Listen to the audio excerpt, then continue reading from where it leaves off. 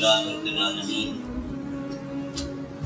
والعاقبة للمتقين والصلاة والسلام على سيد الأنبياء والمرسلين وعلى آله وصحبه أجمعين أما بعد.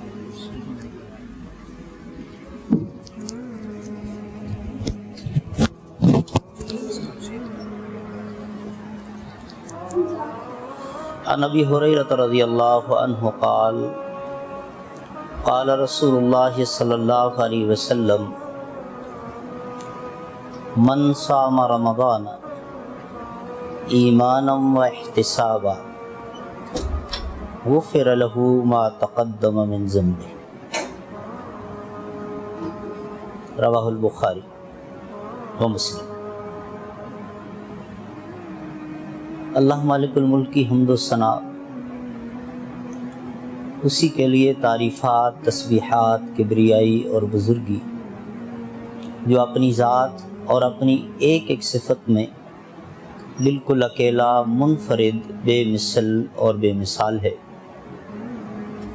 اللہ کی طرف سے، اللہ کے فرشتوں کی طرف سے اور ہم سب مسلمانوں کی طرف سے صلاۃ و سلام خاتم الانبیاء حضرت محمد مصطفیٰ صلی اللہ علیہ وسلم کی ذات اقدس پر، جو اللہ کے آخری نبی اور رسول بن کر مبعوث ہوئے، اپنے مالک کا پسندیدہ دین اسلام اور آخری سچا آسمانی صحیفہ قرآن پاک ہم تلک منون پہنچا کر اس دنیا سے رخصت ہو گئے. اس ماہ مبارک میں مختلف دروس آپ سماعت کرتے ہیں، اور یہ حدیث جو رمضان کے حوالے سے سر فہرست ہے، مختصر حدیث ہے.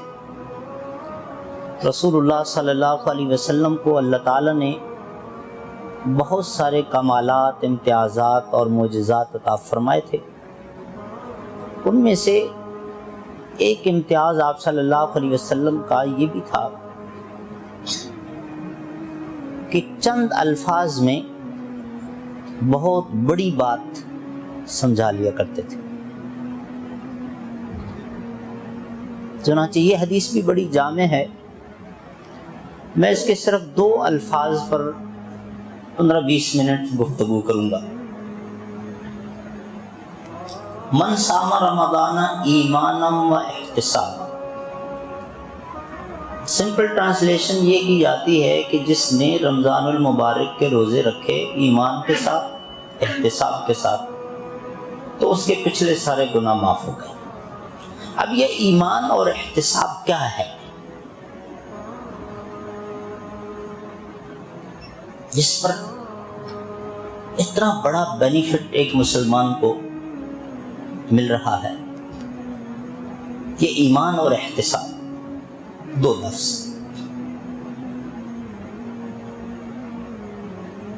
ایمان یہاں پر 2 معنی ہیں. ایک تو بڑا سمپل سا ہے جس کو ہم عقیدہ کہتے ہیں، اور یہ بیس کرتا ہے ہر نیکی کے پیچھے. جو شریعت نے 3 شرائط دی ہیں نیکیوں کی قبولیت کے لیے اور ریوارڈیبل آپ کا وہ اچھا عمل کب بنتا ہے، اس کا جو میرٹ دیا ہے، اس کے لیے 3 شرائط دی ہیں. سب سے پہلی شرط یہ فیتھ، عقیدہ. دوسری شرط سنسیئرٹی ہے، فیتھفلنس، اخلاص جس کو آپ کہتے ہیں. اور تیسرا میتھڈ، طریقہ، کہ اس عمل کا طریقہ کیا. اب جو سب سے پہلی شرط ہے عقیدے کی، یہ وہی ایمان ہے. امام بہقی رحمہ اللہ نے ایمان کی 72 برانچز ذکر کی ہیں، لیکن وہ ساری کی ساری بنیادی طور پر 6 سے ہی ریلیٹڈ ہے. اللہ پر ایمان یا اللہ کے متعلق عقیدہ، رسولوں کے متعلق عقیدہ، آخرت کے متعلق عقیدہ، آسمانی صحیفوں کے متعلق عقیدہ، تقدیر کے متعلق عقیدہ، فرشتوں کے متعلق عقیدہ. پہلی بات آئی اللہ پر ایمان، پھر رسولوں پر ایمان، پھر آخرت پر ایمان، پھر آسمانی صحیفوں پر ایمان، فرشتوں پر ایمان اور تقدیر پر ایمان. یہ جو 6 چیزیں ہیں، ان 6 کے متعلق وہ عقیدہ، وہ ایمان، وہ نظریہ، وہ فکر جو خود اللہ چاہتا ہے. ہم آزاد نہیں ہیں. اللہ کو ماننا ہے. اللہ کو کیسے ماننا ہے؟ ایسے نہیں جیسے میرے مولوی صاحب نے مجھے بتا دیا، جیسے میرا دل چاہے، جیسے مجھے سمجھ میں آ جائے. اللہ کی شان میں کون سی کمی آ رہی ہے؟ بڑا بے نیاز ہے، بڑا یہ اس طرح کی باتیں کر کے جیسے مجھے سمجھ نہیں. اللہ کو اس طرح ماننا جس طرح وہ خود چاہتا ہے.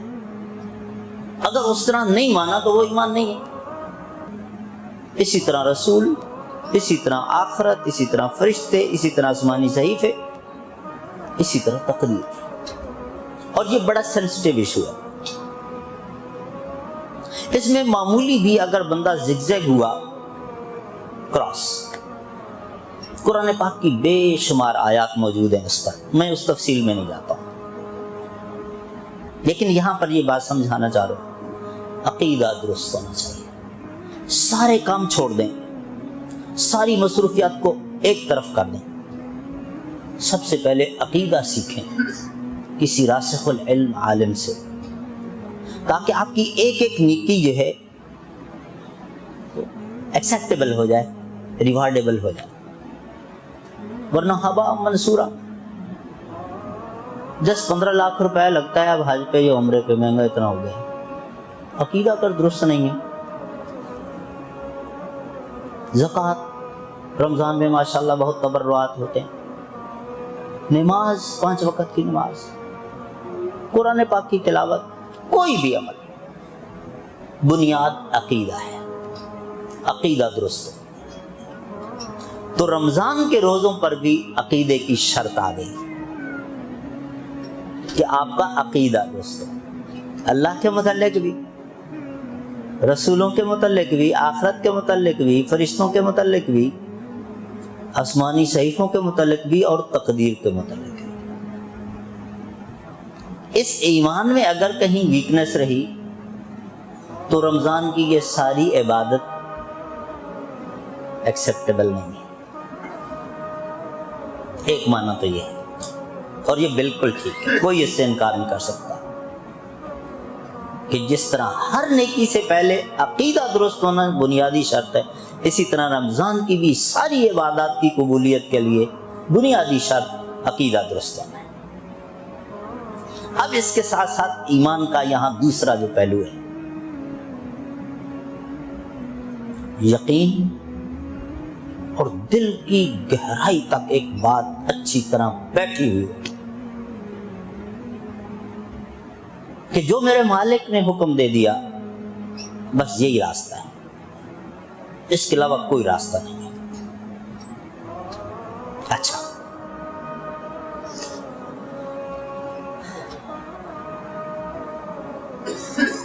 سوا 4 سے لے کر 7:15 تک لگا لیں، 2-3-4 منٹس کا جو اوپر نیچے چھوڑ دیتے ہیں. 15 گھنٹے کا روزہ. 3-4 دن سے ٹمپریچر کچھ بہتر ہو گیا اس سے پہلے جو تھا. پھر کے الیکٹرک کی مہربانیاں اپنی جگہ پر الگ ہیں. 12-12:30 بجے 2 بجے تک، اس کے بعد کیا کیفیت ہے؟ بندہ پیاس سے نڈھال ہو رہا ہے، خاص طور پہ وہ لوگ بیچارے جن کو فزیکل ورک زیادہ کرنا ہے اور اوپن سکائی کے نیچے، کیا حالت ہوگی؟ اب جو جس کو ہم گراؤنڈ ریالٹیز کہتے ہیں یا ایکسپیرینس کہتے ہیں، وہ یہ ہے کہ اگر 1 گلاس پانی پی لے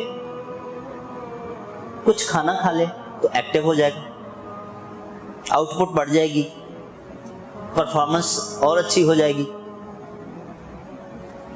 یہ سب کا تجربہ ہے. لیکن اس وقت یہ یقین رکھنا ہے کہ یہ باقی دنوں کے لیے تو تھا, جب رمضان آ گیا تو پھر اس مالک کا آرڈر ہے صبح صادق سے غروب آفتاب تلک بھوکا پیاسا رہنا. اب اگر میں یہ ایک گلاس پانی کا پیتا ہوں, یہ چند لقمے کھانے کا کھاتا ہوں, یہ میرے لیے تباہی ہو سکتی ہے, اس میں خیر نہیں ہو سکتی. اس ایکسپیرینس کو ایک طرف رکھ کر کہ روٹی کھا لی, پانی پی لیا, ایکٹیو ہو جاؤں گا جی.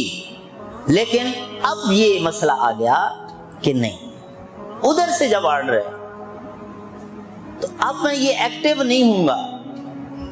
اب یہ توانائی اور یہ سب دھوکہ ہے میرے لیے. اب میرے لیے خیر اسی میں ہے کہ میں بھوکا پیاسا رہوں. لیکن ہے کیا؟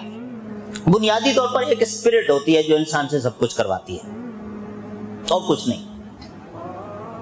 اور وہی اسپرٹ پیدا کرنے کے لیے یہ ایک ریکروٹنگ پیریڈ ہے 29 ڈیز یا 30 ڈیز. وہ کیا ہے؟ ایک بندہ جو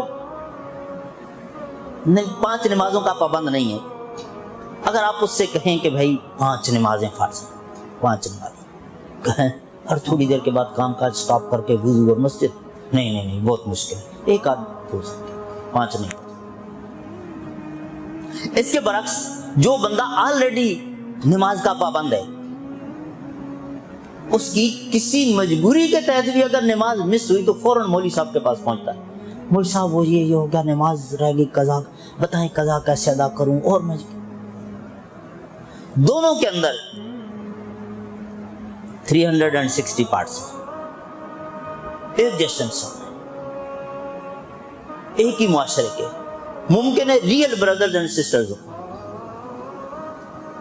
ایک کو نماز کا کہا تو وہ پریشان ہوا, دوسرے کی نماز چھوٹی تو وہ پریشان ہوا. فرق کہاں ہے؟ اسی طرح ایک خاتون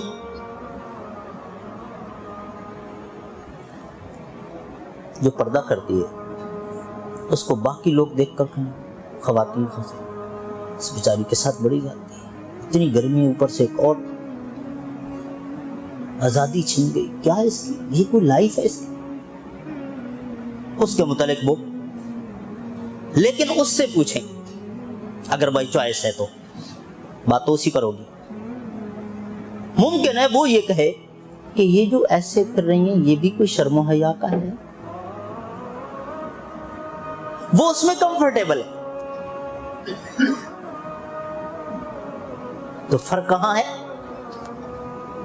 چلیں ایک اور مثال. رسول کریم صلی اللہ علیہ وسلم کی حیات طیبہ میں سب سے بڑا جو خون ریز مارکا ہوا وہ جنگ موتا کا ہوا, اور آج دنیا ان ریزلٹس کو تسلیم نہیں کرے گی. 3000 رسول اللہ کے ٹرینڈ صحابی تھے اور مقابلے میں 2 لاکھ رومی تھے. آج امریکہ اپنے آپ کو سپر پاور کہتا ہے, کہتا رہے, جگہ جگہ پہ اس کی ٹھکائی ہوتی ہے. اس دور میں روم اور اس کا طوطی بولتا تھا کہ سامنے کوئی کھڑا نہیں ہوتا تھا, وہ اپنے آپ کو سپر پاور کہتا تھا. ہمارا تو عقیدہ ہے کہ سپر پاور رب ہے, لیکن دنیا اس کو کہتی تھی, کوئی اس سے ٹکرانے کی ضرورت نہیں کرتا تھا. یہ 3000 2 لاکھ کے ساتھ. دوسرا فگر جو چھوٹا فگر آیا وہ 1.5 لاکھ کا ہے. وہ 1.5 لاکھ کا بھی فگر لے لیں تو ریشو کیا بنتا ہے. اب اس میں رسول اللہ صلی اللہ علیہ وسلم نے جو 3 کمانڈر بنائے تھے, زید بن حارثہ, جعفر طیار اور حضرت عبداللہ بن رواحہ, فرمایا یہ کمانڈ کریں گے, اگر یہ شہید ہو جائیں تو یہ شہید ہو جائیں تو یہ. حضرت جعفر طیار کا واقعہ, یہ طیار کا ٹائٹل ان کو کہاں سے ملا؟ کمانڈ کر رہے تھے, اب لیفٹ ہینڈ میں فلیگ تھا اور رائٹ ہینڈ میں تلوار. دشمن کو کہیں سے موقع مل گیا, شولڈر پہ تلوار پڑی, کاٹ دیا, جھنڈا نیچے گرا, فوراً اٹھایا اور منہ میں لے لیا. اب یہ بازو بالکل نکارا ہو گیا, چھوٹا سا پیس گوشت کا بچ گیا, بلیڈنگ ہو رہی ہے, وہ اپنا کام جاری رکھے ہوئے. جب دیکھا کہ اب یہ ختم, کام کا تو رہا نہیں اور ڈسٹرب کر رہا ہے, یہ ہاتھ اپنا اس پاؤں کے نیچے رکھ کے کر کے الگ کر دیا. پھر دوسرا بازو بھی کٹ گیا. اب اٹینشن پوزیشن ہو گئی, نہ تلوار چلا سکتے ہیں نہ جھنڈا پکڑ سکتے ہیں, جھنڈا منہ میں لیا ہوا, بازو دونوں ختم ہو گئے. 1 انچ وہ بندہ پیچھے نہیں ہٹا. پھر گردن پہ تلوار پڑی, شہید ہوئے. رسول اللہ صلی اللہ علیہ وسلم تقریباً 3700 کلومیٹر کا فاصلہ ہے, مسجد نبوی میں بیٹھے بشارت سنا رہے تھے کہ جعفر کے دونوں بازو اللہ کے راستے میں کٹے, پھر بھی وہ پیچھے نہیں ہٹا, حتیٰ کہ اس نے اپنی جان دے دی. اللہ نے اس کو جنت میں 2 پر لگا دی اور وہ وہاں اڑ رہا ہے. تیار کا لقب یہاں ملا. اب جو میرا سوال ہے وہ یہ ہے کہ آپ ویڈیو نہیں دیکھ رہے, آڈیو. جب آپ نے یہ لفظ سنا کہ انہوں نے اپنا یہ ہاتھ اس پاؤں کے نیچے رکھا, آپ کی کیا فیلنگ تھی؟ یہ کیا ہم نے, صرف سن کر ہمیں اتنا ہوا. وہ انسان نہیں تھا جس کا اپنا ایک پارٹ کٹ رہا تھا, اس کو پین کیوں نہیں ہوا؟ یہ ہے وہ اسپرٹ جو آج ہمارے دل میں نہیں ہے. یہ اگر موجود ہو تو 18 ڈگری پہ اپنا اے سی سیٹ کیا ہوا ہے, الارم نہ بھی لگا تب بھی اٹھ کے جا کے نماز پڑھے گا مسجد. کسی کو کہنے کی ضرورت نہیں پڑے گی کہ مجھے اٹھانا نماز کے لیے. یہ اسپرٹ اگر موجود ہوگی تو یہ 32 35 ڈگری کیا 50 ڈگری سے بھی اوپر ٹمپریچر چلا جائے وہ روزہ رکھے گا. اور اگر یہ نہیں ہے تو 25 ڈگری میں بھی نہیں رکھتے. اس اسپرٹ کے لیے لعلکم تتقون کہا ہے کہ روزے فرض کیے.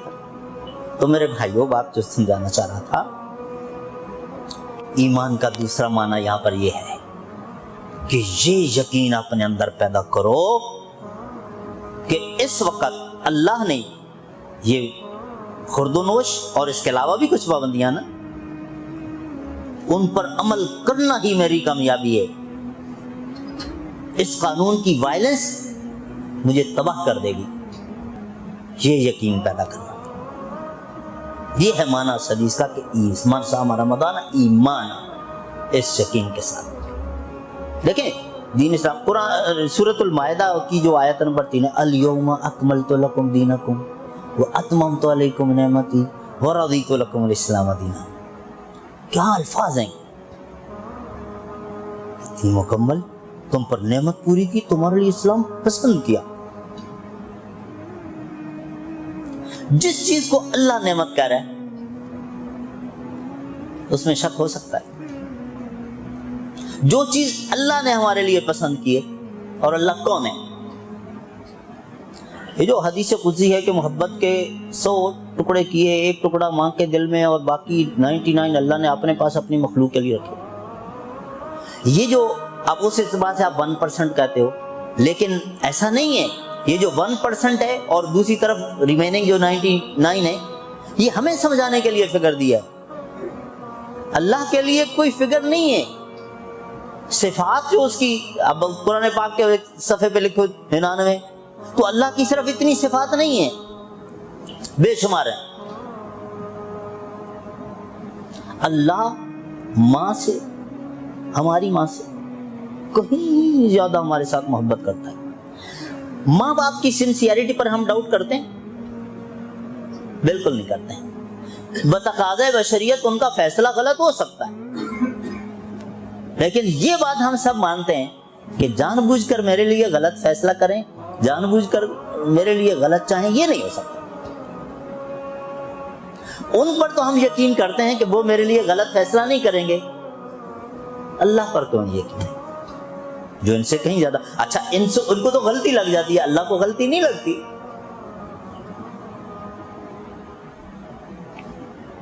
اوکے، تو ایمان، من صام رمضان ایمان، اس جذبے کے ساتھ جو بندہ روزے رکھے۔ اب ایک بات اور آتی ہے اس میں، یہ جو لیٹسٹ ٹیکنالوجی ہے، میڈیکل سائنس ہے، بہت ساری چیزیں اس نے آسان بھی کی ہیں سمجھنے کے لیے، لیکن کچھ پہلو ایسے آ جاتے ہیں کہ جہاں بندے کے عقیدے پہ جا کے چوٹ لگتی ہے۔ اپنے آپ کو بڑے پڑھے لکھے لوگ کہلانے والے جو اللہ سے بات کر رہے ہوتے ہیں، اچھا جی وہ پگ حرام ہے اس لیے حرام ہے کہ اس کے گوشت میں یہ کیا بات کی آپ نے؟ اس کے گوشت میں یہ تاثیر ہے، لیکن آپ نے کہا کہ یہ اس لیے حرام ہے کہ اس میں یہ غلط جملہ ہے۔ اس کی یہ تاثیر از خود نہیں آ گئی، اللہ نے رکھی ہے۔ اللہ چاہتا تو اس کے گوشت میں بھی وہی شیپ اور گوٹ والی تاثیر رکھ دیتا، اس کے خاندان میں کیا مطلب؟ یہ تو ان کے لیے رکھا کہ جو نہیں مانتے۔ اور یاد رکھیے گا شریعت کا فلسفہ جو ہے، کوئی بھی آپ نیکی کریں گے اس کا ریوارڈ آخرت میں بلا شبہ بعد میں، دنیا میں اس کے بینیفٹس انسان پہلے اٹھاتا ہے۔ اس کے برعکس گناہ بھی، آخرت میں سزا اگر اللہ نے معاف نہ کیا تو وہ بعد کی بات ہے، دنیا میں اس کے سائیڈ ایفیکٹس اور اس کے نقصانات پہلے انسان کو ملتے ہیں۔ تو یہ تو ان لوگوں کے لیے کہ جو اس کو ایمان نہیں لاتے۔ ہم پگ کو حرام مانتے ہیں، صرف اس لیے حرام مانتے ہیں کہ میرے مالک نے منع کیا، بس۔ اس کے بعد کیا ہے وہ صحیح بھی ہو سکتا ہے، غلط بھی ہو سکتا ہے، جو تھیوریز آ رہی ہیں۔ روزے کے متعلق بھی جی کولیسٹرول، وہ جی فلاں، وہ جی فلاں، وہ جی فلاں، اتنی ساری چیزیں گنوا دی۔ اگر میں روزہ اس لیے رکھتا ہوں کہ اپنا کولیسٹرول لیول نیچے لانا چاہتا ہوں، تو پھر یہ عبادت والا روزہ نہیں ہے۔ من صام رمضان ایمانہ والا پھر نہ ہوا، یہ تو وہ ہو گیا۔ ہم صرف اس لیے روزہ رکھیں گے کہ میرے رب نے مجھے حکم دیا۔ اللہ اس جذبے کو قبول کرتے ہوئے اس کا ثواب الگ دے گا، اور بونس میں یہ میڈیکل کے جو بینیفٹس ہیں وہ الگ دے دے گا۔ رمضان کے متعلق یہ عقیدہ۔ اس کے بعد آ گیا احتساب۔ احتساب یہ اکاؤنٹیبلٹی والا جو وہ نہیں ہے، یہ یقین کہ رب نے وعدہ دیا، اللہ اپنا وعدہ نہ بھولتا ہے نہ توڑتا ہے۔ لوگ بھول جاتے ہیں اور کئی لوگ توڑ بھی دیتے ہیں اپنی کمٹمنٹ، اپنا اگریمنٹ توڑ دیتے ہیں، لیکن اللہ ان دونوں سے پاک ہے۔ اس کو بھول اور نسیان بھی نہیں ہے کہ وعدہ کیا اور بھول گیا ہو، بالکل نہیں، اور توڑتا بھی نہیں ہے۔ اور پھر خزانے میں وہ ساتھ وہ حدیث قدسی کہ اللہ تعالیٰ ساری کائنات کو، اس میں انسان بھی، جانور بھی، پرندے بھی، سب شامل، جس نے جو ڈیمانڈ کی اللہ نے سب کچھ دے دیا۔ اس کے بعد بھی اس کے خزانے میں اتنی کمی نہیں آتی جتنی کہ آپ سوئی کو سمندر میں ڈبوئیں اور اس کی نوک پر پانی کی جو ایک بوند آتی ہے، سمندر سے تو پانی کی ایک بوند کم ہو گئی، اللہ کے خزانے میں اتنی کمی نہیں آتی۔ احتساب کہ یہ من اس یقین کے ساتھ اللہ وعدہ توڑے گا بھی نہیں، لائے گا بھی نہیں، اور کئی گنا ملٹیپلائی کر کے وہ مجھے یقین ہے، مجھے اس پورے یقین کے ساتھ، تو پھر غفر لہ ما تقدم من ذنبہ، پھر وہ ایسا نہیں ہے کہ وہ ریسائیکل بن میں چلے جائیں، وہاں سے ریسٹور ہو جائیں، فارمیٹ پورا ختم۔ اب رمضان کے بعد دوبارہ شروع کر دے تو اس کی اپنی نااہلی ہے، ورنہ رب تو اس سے پاس۔ تو میرے بھائیو، بس 10 دن باقی ہیں۔ رسول کریم صلی اللہ علیہ وسلم نے اس شخص کو بڑا بد نصیب کہا ہے کہ جس کو صحت عافیت کے ساتھ یہ مہینہ ملا ہو اور پھر وہ اپنے رب کو راضی نہ کر سکے. اللہ تعالی ہم سب کو توفیق دے کہ ہم یہ روزے، قرآن پاک کی تلاوت، اپنے صدقات خیرات، تراویح، جو نیکی کر رہے ہیں اس کے اندر یہ کوالٹی ہم پیدا کر لیں. پھر رب کی توفیق کے بغیر نہیں ہو سکتا. اللہ سے پہلے اس کی توفیق مانگی جائے، کوشش کی جائے، اور اللہ دیتا ہے توفیق. لیکن ایک بندہ چوری کرتا ہے، منع ہے، سزا بھی مقرر کی، لیکن پہلے دن چوری کی، کامیاب ہوا، دوسرے دن اس کا کانفیڈنس بڑھ جاتا ہے، تیسرے دن، چوتھے دن، آہستہ آہستہ 9ویں گرم کا ریمانڈ ڈکیت. اگر برے کام میں جس سے اللہ نے روکا ہے اس میں بندہ آگے بڑھ جاتا ہے، نیکی کے کام میں کیسے آگے نہیں بڑھے گا؟ یہ تو انصاف کے خلاف ہے. اللہ اس کو توفیق دیتا ہے. ہمیں اپنے دل کی دنیا ذرا درست، دل کا قبلہ درست کرنے کی ضرورت ہے. اللہ تعالی ہم سب کو توفیق دے اور اللہ تعالی ہماری یہ ساری عبادات قبول فرمائے. سبحان ربک رب العزت عما یصفون والسلام علی المرسلین والحمد للہ رب العالمین.